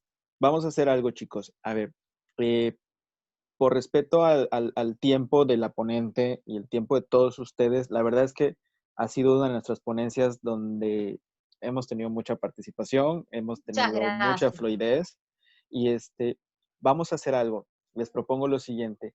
Estamos recabando ahorita Eric y yo todas sus preguntas, todas las Ok, estamos ya acomodando y se las ok, vamos a pasar a Adriana para que ella las tenga en cuenta y por favor síganla a través de sus redes sociales y a través de su canal de YouTube para que ella los tenga en cuenta, porque la verdad va de todo, de todos los temas, desde el principio hasta el final, el pensamiento mágico, los días, los mejores, los momentos un poquito malos, cómo convertirlos en mejores, o los buenos en mejores. Hay demasiados temas ahí, ¿sí? Entonces, les Partan de la propongo base que retomar siempre... todas las preguntas y pasárselas. Ok, bien, Miguel, me parece perfecto. Mira, inclusive yo les puedo regalar con muchísimo gusto y muy de acuerdo estoy. En caso que ustedes quieran organizar quizás alguna charla el día viernes, quizás porque sé que el jueves también tienen conversatorio, o quizás la semana que viene también, aparte de la que creo que ya está pronosticada para el martes, o el sábado, ustedes me avisan y puedo preparar esas preguntas para contestar esas preguntas, aparte de contestarlas, ¿aló, aló? Sí, sí, sí, Sí, sí, sí, te te seguimos escuchamos. Ok. escuchando. Aparte de contestarlas también o sea, de manera directa, devolviéndosela a todos los participantes por las redes sociales mías o por mi canal, también eso no hay ningún problema, o inclusive les facilito, si les parece correcto, mi correo electrónico en caso que necesiten comunicarse y preguntarme algo específico. Por ahí mi correo es PSIC de psicóloga, ¿sí? Adriana Savio, con B corta, todo pegadito, o sea, sería psic, Adriana Savio, todo pegadito, @gmail.com, ¿ok? Ahí también me pueden hacer preguntas Correcto. sin ningún tipo de problema y me quedo conectada por los medios de mis redes sociales, o si no, proponerte, Miguel, si ustedes lo desean así, me avisan, y quizás el sábado o el viernes podamos hacer un encuentrito para responder las preguntas, si a ustedes les parece. Respondo quizás uno o dos más, no sé cómo están ustedes de tiempo. Sí, me parece bien. Yo creo que sí le vamos a tener que hacer algo así. Nuevamente una conversación nuevamente. Y para Con temas mucho más gusto. específicos con los que hay, porque te repito, hay de todo, de todo. Me llamaba la atención alguien que decía hasta cuánto es mucho o sea, hasta cuánto es demasiado el pensamiento mágico, ¿no? O sea, hasta dónde hay un límite. Es una Entonces, buena pregunta. Bueno, mira, ahí yo lo que le puedo contestar, a ver, ¿hasta cuándo es mucho el pensamiento mágico? El pensamiento mágico es un tema, es como un tema en sí mismo, ¿no? ¿Verdad? Pero la respuesta creo yo clínicamente que es hasta que te compromete a ti y a tu salud emocional y física. Porque el pensamiento mágico lo que hace es bueno tenerlo en parte, en una pequeña proporción, pero no demasiado, porque si llega un momento donde yo interpreto que ya todo me va a llover, va a aparecer mágicamente, los problemas se van a solucionar mágicamente, si yo tengo problema con alguien se va a solucionar mágicamente, la persona va a cambiar, todo va a ser maravilloso, ahí cuando ya entra en mí diríamos, el peligro de poder yo correr riesgo, ¿ok? Físico y psicológico, porque me dejo estar o pienso que va a estar todo bien cuando en realidad sé internamente que no necesariamente, ahí es donde tengo que poner un límite. Cuando me compromete a mí en otras cosas, ¿ok? Cuando yo ya empiezo a perder trabajo, pierdo contacto con otros, empiezo a dejar de dormir, a dejar de comer, empiezo a tener alteraciones emocionales, ahí ya el pensamiento mágico no me puede seguir enlazando. Yo lo veo mucho, por ejemplo, en parejas, ¿ok? En relaciones de pareja, que es como ultra complejo, que aparece este elemento de, bueno, pero él o ella va a cambiar, se va a transformar en otra persona. Sí, en un nivel es bueno tenerlo, pero toda la tolerancia tiene que tener un límite. Las tolerancias deben tener un límite también. Cuando ya es tanto el nivel de tolerancia que permito, que ya empieza a haber un compromiso en mi contra, emocional, psicológico, que yo empiezo a tener riesgo de sentirme mal como persona, de perder funciones como ser humano, ahí yo debo decir basta, ¿ok? Ahí tengo que poner un límite, aunque me duela. Y acá está el nivel de complejidad que diríamos podemos sufrir, ¿no? Ok. ¿Aló? Creo que más Sí. que claro y descrito. Adriana. ¿Les parece? Ok, qué bueno, ¿Sí nos qué bueno. escuchas? Sí, los escucho. Sí, ahora sí. Dime, ¿quieres, Miguel, decirme 2 o 3 más? Y yo con mucho gusto respondo. Ok, veamos. Por aquí hay Entiendo uno. que estás eligiendo como variado. Sí. Esta pregunta que nos hicieron de hasta dónde es bueno el pensamiento mágico es de Veracruz. Se me olvidó decir, del estado de Saludos, Veracruz. Veracruz. No, me estoy Mm. tentando con esta charla porque quiero ir a conocer. David me conoce bien y sabe que es mi amigo querido y sabe que lo que me encanta México, y bueno, cuando me empiezan a decir lugares que todavía aún no conozco, me gusta muchísimo y me llena de ilusión, como dicen ustedes. Mira, hay una de Quintana Roo. Quintana Ok. Roo, el estado donde se encuentra el famosísimo Cancún. Ah, bien. Saludos. Yeah. Dice, ¿cómo hacer, es la que te mencionaba hace un momento, cómo hacer estos días malos mejores? Mencionaba usted que los teníamos que identificar e integrar. ¿De qué manera podemos hacerlo? Rubí, desde Quintana Roo. Muy bien, bueno, Rubí, muchísimas gracias por la pregunta. Ya, a ver, voy contestando 2 cositas antes. Muchísimas gracias, creo que es Mari que dijo muchas gracias, muy motivador, gracias. Bueno, están hablando también, me están preguntando también sobre el sueño. Ese es otro tema interesante, las alteraciones de dormir. Y me hacían otra pregunta también, que era si soy psicóloga clínica o forense. Soy las dos, tengo la especialidad en la parte forense y también soy psicóloga clínica y atiendo todas las edades. Bueno, a ver, Rubí, es una pregunta tiene muchas puntas, ¿ok? Puedes hacer muchas cosas. En realidad, mira, yo te respondería desde un lugar como más, Angie, de nada, por favor, Angie, gracias a ti. Yo te respondería más desde un lugar de lo que vendría a ser una, una imagen metafórica, ¿ok? Que es que nosotros en realidad somos alquimistas, de alguna manera.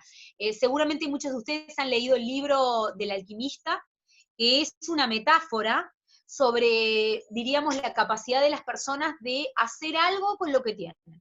Todos nacemos con cosas que tenemos y con cosas que nos faltan, y en realidad el objetivo es poder transformar con eso que tienes. ¿Cómo transformar lo negativo en positivo? La primera respuesta que te debería dar es, cuando te sientas mal, en vez de sentarte a concentrarte en tus malos sentimientos, párate de donde estás y ponte a hacer algo. No importa, plantar una planta, plantar una semilla, limpiar una ventana,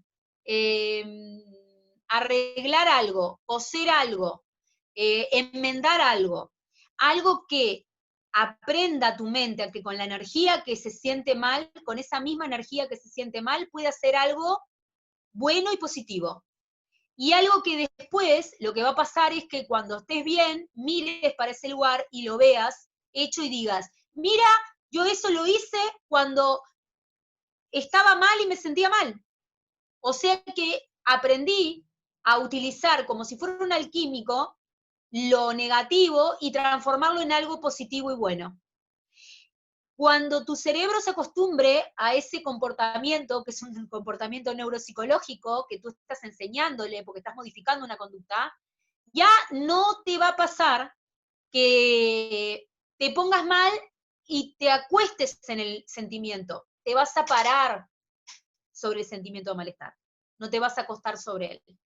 No usen sus sentimientos negativos o sus malestares como sillones.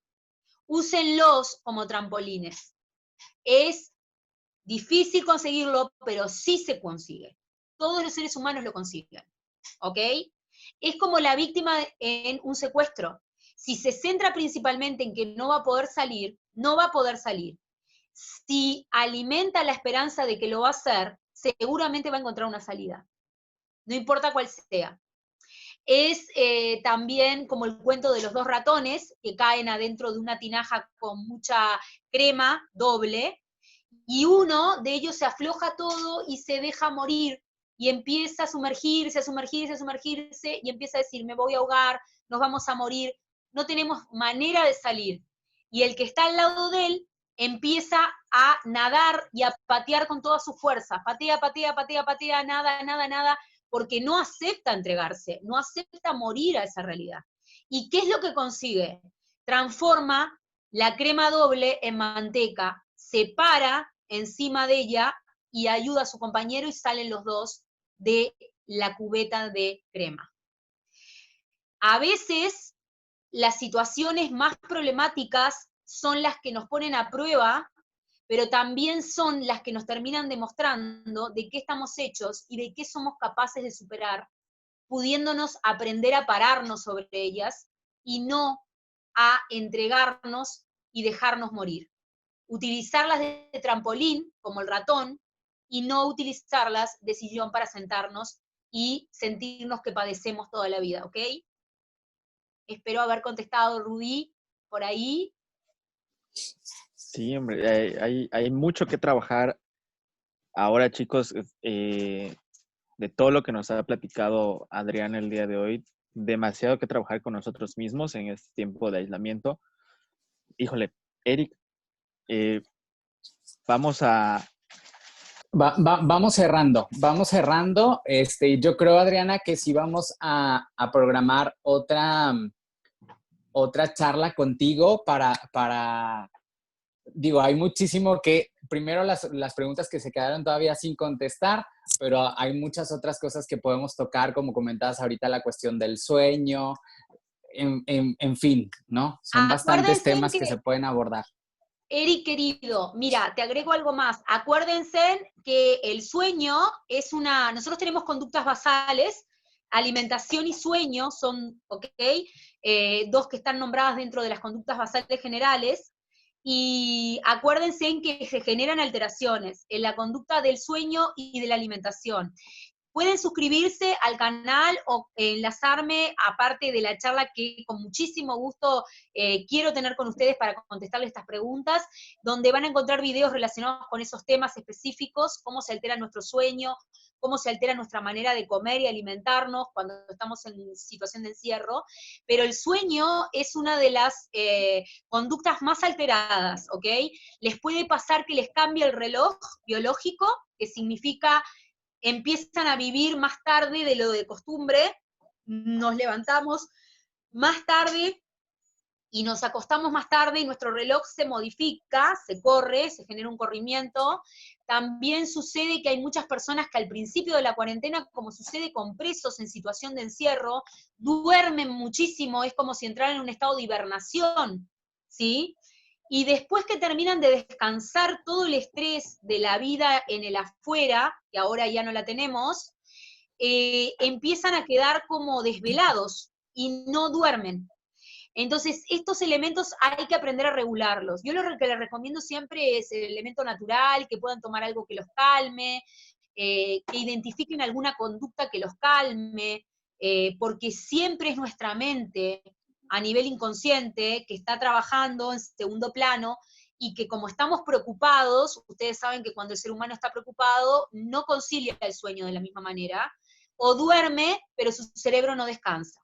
Por otra parte, hay algo, si me permiten, muy puntual, que quiero regalarles también y quiero agregarles para que se vayan con esta idea, que es, identifiquen si les cuesta despertarse de mañana y si les cuesta estar incentivados a despertarse, porque eso también puede estar muchas veces asociado a que estén deprimidos o que estén angustiados, y que nuestra mente interprete como que no hay sentido para que yo me despierte temprano, ¿ok? Porque no tengo nada interesante que hacer. Sin embargo, nuestra libertad como seres humanos radica en sentirnos bien y sentirnos lo más completo posible haciendo lo que nos toque hacer. Cuando el ser humano se siente feliz de lo que está haciendo, no importa qué sea, desde limpiar un vidrio en la casa, ¿ok? O hacer el aseo de la casa, hasta arreglar libros, o dar una charla con amigos, o atender a alguien, o hacer algo, desde lo más mínimo hasta lo más complejo, cuando nos sentimos bien de lo que estamos haciendo y respetamos la importancia de que tenemos que hacer esas cosas, es cuando estamos en nuestro estado más equilibrado y complejo, y completo, diríamos. Es complejo conseguirlo, pero sí podemos hacerlo, porque cuando sentimos que no tiene valor lo que hacemos, y que no importa, y a quién le va a importar, ahí yo ya estoy medio como deprimido, ¿ok? Y hay sentimientos de tristeza que hay que identificar para poder erradicar, para poder evitar caer en eso que después lleva a otras cosas desagradables que no son buenas para nadie. Siéntanse felices por lo que hacen, y como dicen los japoneses, es importante todo, desde que yo me cosa un botón, arregle una ventana en mi casa, pinte un marco, limpie un vidrio, o cocine, es todo importante, porque yo soy importante, y lo que es importante de dignificar y dar el espacio es mi existencia, ¿ok? O sea que denle valor a las cosas que hacen diariamente, porque sí lo tienen. Excelente, excelente, Adriana. Pues son esos regalitos que nos damos, ¿no? Ahora sí que aprovechando el tiempo del confinamiento. Pues queríamos hacerte llegar, Adriana, de manera virtual un reconocimiento por parte del MJM, del Movimiento Juvenil Mexicano, y me voy a permitir leerlo. Dice, Movimiento Juvenil Mexicano otorga el presente reconocimiento a Adriana Sabio Corvino por su participación como ponente en las MJM Talks con el tema ¿Cómo se comporta nuestro cerebro en modo de cuarentena o encierro? A 12 de mayo del 2020. Y firman María Ulises Patamayo, presidente nacional del MJM, y Ana Karen Bello López, secretaria de capacitación del MJM. Y pues muchísimas gracias, Adriana, por acompañarnos, por regalarnos su tiempo. Muchas gracias, chicos, a todos los que se quedaron hasta el final de la charla del día de hoy, por su tiempo también, ¿verdad, Adriana? Muchísimas gracias. Primero, la agradecida soy yo, totalmente. Muchas gracias por el reconocimiento. Y a mí, que como tú has dicho, Eric, que se queden, que escuchen, que podamos tener este espacio para compartir entre todos. Un gusto haberte conocido a ti, al movimiento, a Ulises, a Ana Karen, y decirles que, bueno, mi mayor ganado, alguna parte de su interior, a todos los que estuvieron escuchando, todas las historias de vida que están acá involucradas en todas las personas presentes, y aquí por el chat, muchas gracias a todos. Quiero muchísimo a todo México, lo antes posible para todos, y acuérdense que si ustedes es más fácil y van a salir, como yo siempre digo, mejor de la cuarentena de lo que entramos a ellas, porque nos ha país, estoy segura de eso. Traten de ver con optimismo lo que nos está pasando, de la prueba a la que nos están deponiendo el coronavirus a nivel mundial en este momento.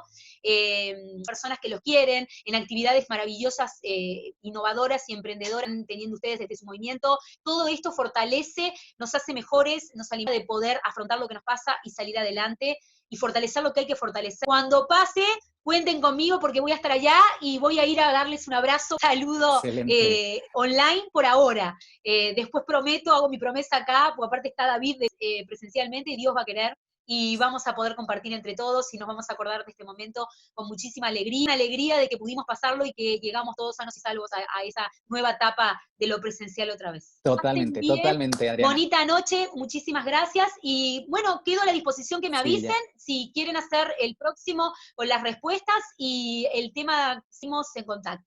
Claro que sí. Muchísimas, muchísimas gracias, Adriana. Un abrazo, México, abrazote querido. Virtual hasta. Dejo con Víctor, que nos va a dar los avisos para el día de mañana. Claro, chicos. Gracias, Eric. Les recuerdo, la verdad, muchas gracias por estar hoy. Hoy ha sido una gran audiencia, muchas preguntas. Les recuerdo, mañana tenemos Lupita Torres Arango.